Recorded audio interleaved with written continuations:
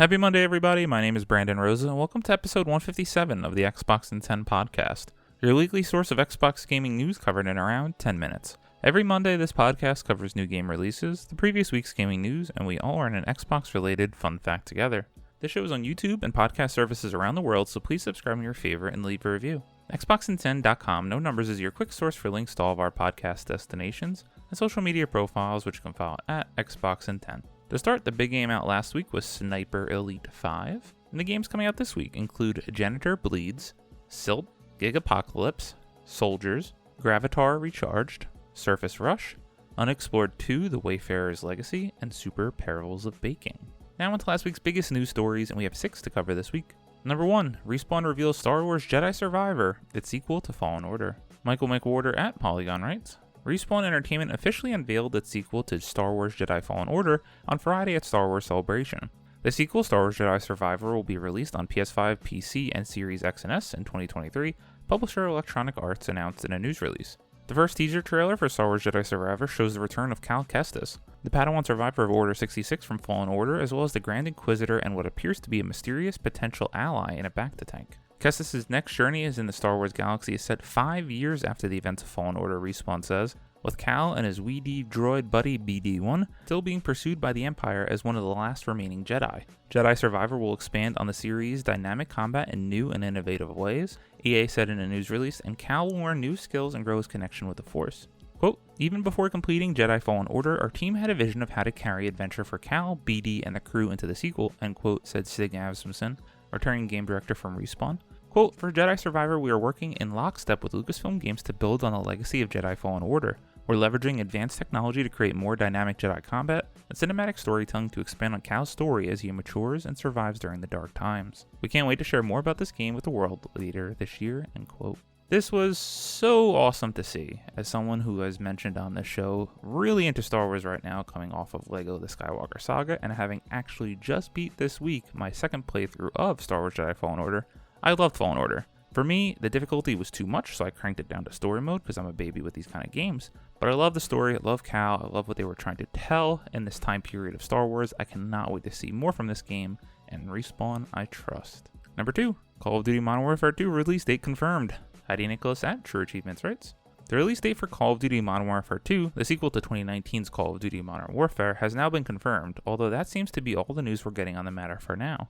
Modern Warfare sequel was announced way back in February, but we've now got confirmation of an October release date for Modern Warfare 2. Modern Warfare 2 will release on October 28th. The Modern Warfare sequel was announced alongside Warzone 2, but Activision is keeping its cards close to its chest. The announcement only told us about both games will be built on a brand new engine. Although it's not sharing too many details, Activision hasn't held back in hyping up Modern Warfare 2, saying that Modern Warfare sequel will be, quote, the most advanced experience in franchise history, end quote, while the new free-to-play Warzone experience, which was built from the ground up alongside the premium game, features groundbreaking innovations to be revealed later this year. This is exciting! As of the recent Call of Duty games, the 2019 Modern Warfare reboot, I loved. The story was awesome. Obviously, I have such nostalgia for the old games, Modern Warfare 2 specifically being that game that captured my online zeitgeist, game battles with my friends, thousands of hours on that game. Can't wait to see what they do with this one, and especially what they do with Warzone 2. We'll learn about that more this year. Number 3, The Lord of the Rings Gollum finally has a release date. Matt Purslow at IGN writes, Daedalic Entertainment has announced that The Lord of the Rings Gollum will release this September. The upcoming story-focused stealth game will be available on PC, PS4, PS5, Xbox One, and Series X and S on September 1st. A Nintendo Switch version is also planned and to release later in 2022. Playing as Gollum, you'll explore Middle-earth in a time just before the Fellowship of the Ring, hunting for the one ring that you lost to Bilbo Baggins, while attempting to stay out of the clutches of the Dark Lord Sauron. Familiar faces are promised, as well as a system in which you must decide which of the characters' dual personalities get the upper hand in important decisions, either Gollum or Smeagol. The Lord of the Rings Gollum was first announced in 2019, was set for a 2021 release, but was later delayed to 2022. Based on Tolkien's books rather than Peter Jackson's movies, developer Daedalic promises a Prince of Persia-like stealth game with a branching narrative. This seems like one of those games that just has bomb written all over it, and I don't mean to be too harsh, but it just has never looked good to me.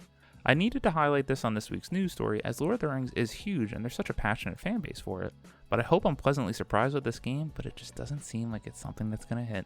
Number 4, Destiny 2 unvaults Leviathan for Season of the Haunted. Luke Albagees at True Achievements writes, Season of the Haunted arrives in Destiny 2 today, with Bungie dipping into the content vault to bring back the Leviathan as a reworked destination, while solar subclasses get their long-awaited overhaul. Quote, the object of Callus's desire has taken many shapes over the years, end quote, explains a brief overview on Bungie's site. Quote, his once opulent ship, now derelict and corrupted, has returned to our galaxy, its sight set on the pyramid ship lying dormant on the moon, end quote. You can get a proper look at the messed up Leviathan, which returns purely as a retooled destination, not alongside the original version, raid, or other vaulted activities like the Menagerie. This season's featured exotic is another throwback, as powerful sidearm Trespasser, an original Destiny favorite, gets called up for more burst fire pew pew fun. You'll most likely have plenty of opportunity to dust off some other old exotics too, with the Solar 3.0 rework set to breathe new life into Destiny 2's hottest subclasses by introducing the same kinds of aspects and fragments that the Void classes got in the Witch Queen. Expect shenanigans. There's also that rather magnificent golden scythe we see in the trailer, but don't get your hopes up about adding one of those bad boys to your vault. Looks like it's just a seasonal relic, so you have to give it away to swing in the Nightmare Containment and several activities, but that's probably about it. There are plenty of new toys that you can keep though, with the new seasonal gear that has the same corrupted opulence vibe as the Leviathan itself, as well as the return of some Menagerie weapons that haven't been available since Leviathan was vaulted in late 2020. Yes, Beloved is back. Destiny 2 Seasonal Haunted begins today and runs until August 23rd. Jumping right into the new season this past week, it's more of the Destiny 2 experience that we've come to love. It does seem to keep getting better and better, and the gameplay and gunplay just keeps me coming back and wanting more. Can't wait to jump into the new dungeon with my two friends when we have the chance. Number 5, Microsoft confirms work on Keystone Xbox game streaming dongle. Jay Peters at The Verge writes, Microsoft's long-in-the-works xCloud streaming device is going through some changes as reported by Windows Central. The company first announced a dedicated streaming dongle in June of 2021, but in a statement given to Windows Central, the company said it has pivoted from the current iteration of the device, which it says is codenamed Keystone. Here's a full Microsoft statement shared with Windows Central. Quote, our vision for Xbox Cloud Gaming is unwavering. Our goal is to enable people to play the games they want on the devices they want anywhere they want. As announced last year, we've been working on a game streaming device, codenamed Keystone, that could be connected to any TV or monitor without the need for a console. As part of any technical journey, we are constantly evaluating our efforts, reviewing our learnings, and ensuring we are bringing value to the customers. We have made the decision to pivot away from the current iteration of the Keystone device. We will take our learnings and refocus our efforts on a new approach that will allow us to deliver Xbox Cloud Gaming to more players around the world in the future, end quote. It's unclear what these changes might be, and Microsoft didn't immediately reply to a request for comment, but there's a lot of promise for a dedicated Xbox streaming device. While the Xbox Series X has been more readily available than the PS5, it's still not the easiest console to come by, and it costs hundreds of dollars. A presumably cheaper streaming stick might be a more affordable way for many to check out the games Microsoft offers via the cloud, including, as of this month, Epic Games' Fortnite. So I know we reported a lot on the show because I think this could really have significant mass market appeal if they do it right. I do think this needs to be more of a Fire Stick approach where you still have all of your app experiences, but something that boosts the gameplay experience of Xbox Cloud Gaming. Certainly they need to nail that resolution and latency aspects of Xbox Cloud Gaming. Are they going to make it slightly more powerful than, say, a Fire Stick so we can get some additional power to boost up to 4K? Is it going to have an Ethernet port to help with the latency issues? I think they're really concerned about trying to do this right because you really only have a one-time first impression to try to get people out of the Fire Stick and Roku markets.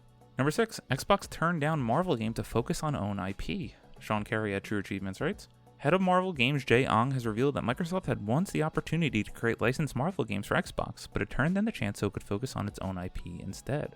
As discovered by users over on Reset Era, thanks VGC, a passage in the book The Ultimate History of Video Games Volume 2 by Stephen L. Kent details how Marvel Games ended its partnership with Activision. It also reveals how Marvel Games approached both Microsoft and Sony to create licensed games before Microsoft turned down the opportunity, which ultimately led to Sony creating one of the best PlayStation's exclusives, Marvel's Spider-Man. In the book, Ong talked about how Marvel Games wasn't happy with Activision's Spider-Man games, which were trending poorly at the time. Ong said Marvel and Activision agreed to end the licensing deal early after some negotiation. At the time, Activision asked, quote, what are you going to do with the IP after you get it back? End quote. Ong replied, quote, I'm going to find a better home for it, end quote. Ong says Activision then replied, quote, good luck finding your unicorn, end quote. Ong then went on to Microsoft and to Sony to see if either would be interested. Quote, we don't have any big console deals with anyone right now. What would you like to do? End quote. Ong says that, quote, Microsoft's strategy was to focus on their own IP, end quote, and ultimately declined the offer. What a crazy moment and time if Microsoft decided otherwise. You have to imagine after they saw the success of Marvel's Spider-Man that they have been beating themselves up ever since for declining the opportunity. In ways, I'm glad things went the way they did because this PlayStation exclusive Marvel Spider-Man and Miles Morales are awesome games. And at that time, who knows if Microsoft could have even handled that with the 4 or 5 studios that we even had. That doesn't mean we can't make Marvel games in the future, and I hope that at the Xbox Showcase in 2 weeks, we learn about some new Marvel and or Star Wars projects. As always, we end our show with a fun fact about Xbox, and let's, as I just mentioned, the Xbox Showcase, go over some of the schedule for quote-unquote E3 2022, even though it doesn't exist anymore, and all the showcases that we can expect. So currently, to round out the list, we have a Sony State of Play on Thursday, June 2nd, Summer Game Fest on Thursday, June 9th, Geeked Week 2022, Game Times on Friday, June 10th, Tribeca Games Spotlight, Friday, June 10th, Guerrilla Collective Games on Saturday, June 11th, Wholesome Games Direct on Saturday, June 11th, the Future Games Show 2022 on Saturday, June 11th, the PC Gaming Show 2022 on Sunday, June 12th, as well as the Xbox plus Bethesda Game Showcase on Sunday, June 12th. I cannot wait. We're going to report all about it on this show. The hype is starting to really pick up. We need to see how they can save 2022 with Starfield and Redfall being delayed. Xbox, please wow us and set the stage for years to come.